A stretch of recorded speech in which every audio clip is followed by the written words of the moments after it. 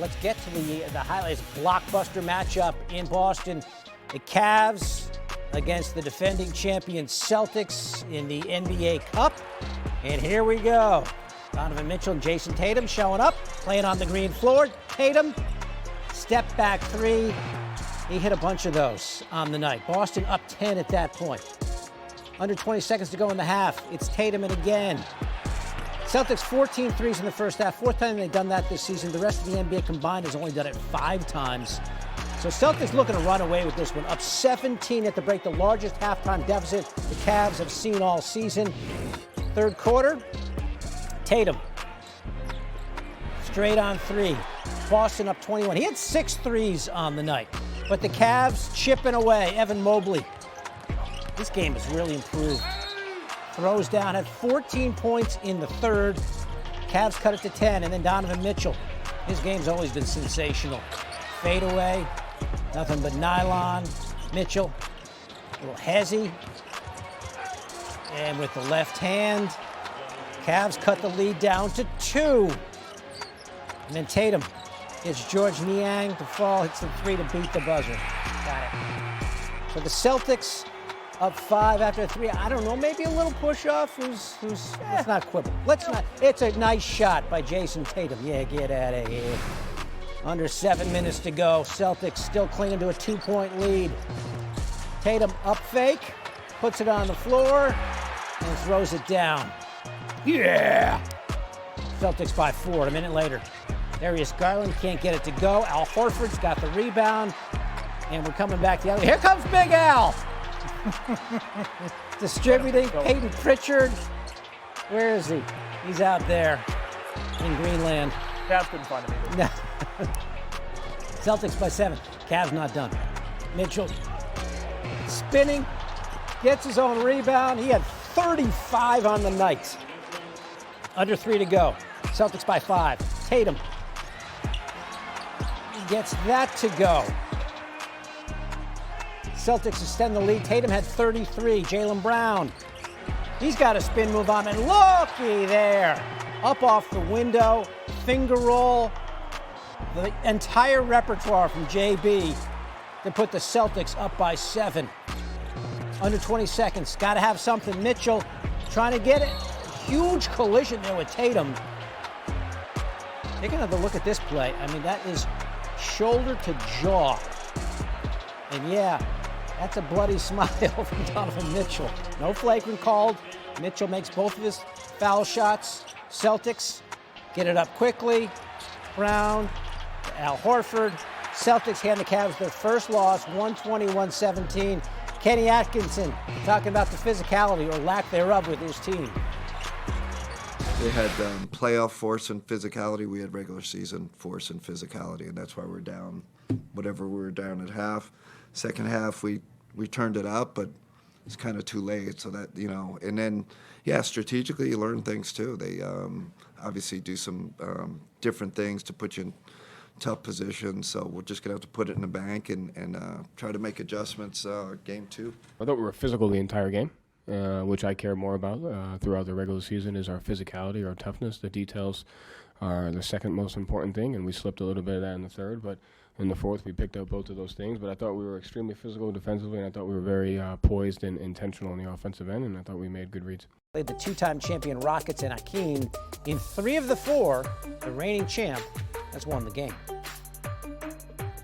Joined now by Kendrick Perkins and Shams Charania. Perk, we'll start with you. We knew the Cavs weren't going 82-0, get their first loss today in Boston. A game they trailed by 21, cut it to as little as 2. What stood out to you today from the Cavs? Well, I think one was Darius Garland, right, and his struggles against the Boston Celtics, especially that backcourt with Drew Holiday and Derek White. And then a few times he had switches, we had Al Horford on him, and he still couldn't score. If they're gonna have any shot at even looking at the Celtics eye to eye in a series, in a 7-game series, Darius Garland is gonna have to elevate his game. I thought tonight Evan Mobley was fantastic across the board. They did a great job of featuring him.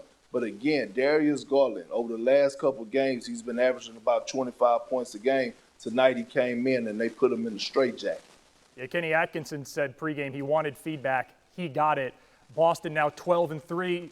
Shams are doing it all with Kristaps Porzingis, which is kind of a similar story to last year when Porzingis missed 25 games. But what do we know about the timetable for Boston to get back Porzingis? Phil, I'm told that Kristaps Porzingis is progressing rapidly right now in his recovery from that foot surgery that he had in the offseason. I'm told he scrimmaged this week. He came out of it well, and he's progressing. He was warming up tonight, looked great. And between now and sometime in December, whether it's at the end of this month, sometime in December, the Celtics do expect Porzingis back in the lineup, and that's going to be a big jolt. That's like getting a great trade acquisition so early in the season for these Celtics. Well, this game was 1-2 in the East. Bottom of the conference, Shams, we got Philly 2-11, called a players-only meeting after yesterday's loss in Miami. What went down in that meeting?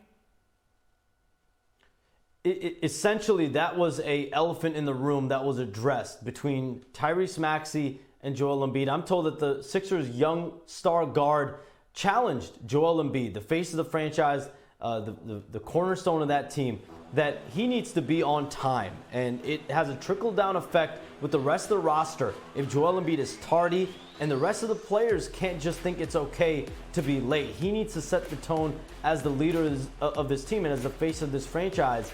That's the message that Tyrese Maxey delivered to Joel Embiid, and it was something that they both have a close relationship. It's something that I don't think came out of nowhere. They both hold each other accountable, but to do it in front of all of the other players, all of the other coaches, obviously it meant a lot. And this was a meeting where everyone aired out how they felt. Everyone shared their grievances amid this 2-11 start, last place in the Eastern Conference. The players told the coaching staff, we want to be coached harder. The coaches told the players, we need you guys to practice and pay more attention to detail harder. So this is something now we'll see everything come Wednesday and the rest of this week, how Joel Embiid and the Sixers roster responds.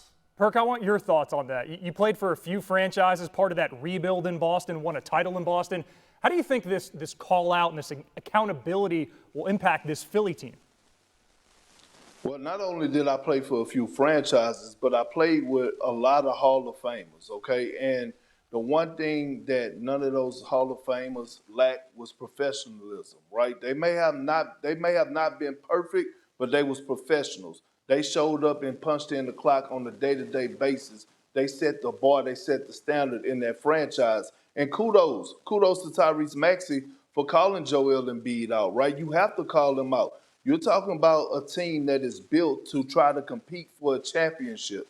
There's no way that you could do that if your main guy, your MVP in Joel Embiid, is not doing what he's supposed to do outside of the lines. And so when I think about it, you know, either the Philadelphia 76ers, they either going to bounce back from this and come out and run off a streak of wins, or they're going to continue to stay in this slump, be in their feelings, and then the next thing you know, we're going to be asking, hey, what's next for the Philadelphia 76ers come trade deadline?